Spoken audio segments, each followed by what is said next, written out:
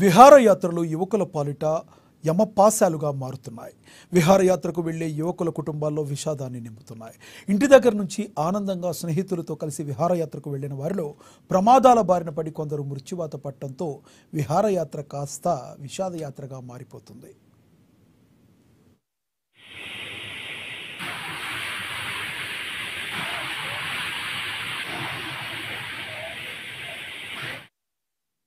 ఇటీవల కాలంలో హైదరాబాద్ నుంచి 7 స్నేహితులు సిద్దిపేట జిల్లా కొండపోచమ్మ రిజర్వాయర్కు విహారయాత్రకని వెళ్లి ఈత కొడుతున్న సమయంలో ప్రమాదవశాత్తు యువకులు గల్లంతయ్యారు. వారిలో 2 ప్రాణాలతో బయటపడగా 5 నీట మునిగి విగత జీవులుగా మారిపోయారు. ఈ ఘటన వారి కుటుంబాల్లో తీవ్రమైన విషాదాన్ని మిగిల్చింది. సంగారెడ్డి జిల్లాలోని సింగూర్ మంజీరా రిజర్వాయర్ 7 పాయల పర్యాటకులతో సందడిగా మారుతుంది.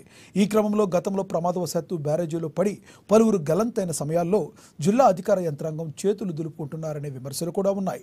పర్యాటకుల రక్షణ కోసం సీసీ కెమెరాలు, ప్రమాద హెచ్చరిక బోర్డులు ఎలాంటివి అమర్చకుండా నిర్లక్ష్యంగా వ్యవహరిస్తున్నారని పలువురు తీవ్రంగా ఆరోపిస్తున్నారు.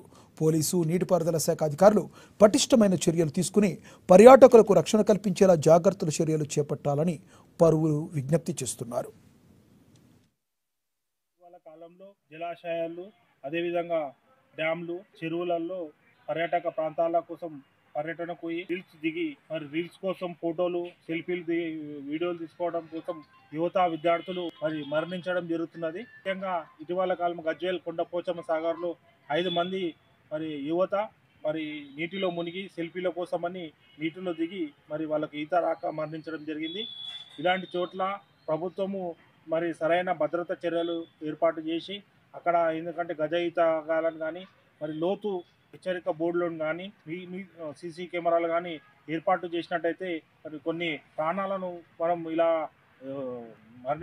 కాపాడిన వాళ్ళం అవుతాం. కాబట్టి అదే ఇటీవల సిద్దిపేట జిల్లాలోని పోచంపాడు ప్రాజెక్టులో యువకులు అక్కడ విహారయాత్రకు వెళ్ళి అక్కడ సెల్ఫీలు దిగి అక్కడ చూడటానికి వెళ్ళి సెల్ఫీలు దిగి జారిపడి చనిపోవడం జరిగింది. ఇది చాలా బాధాకరం. ఇక్కడ తల్లిదండ్రుల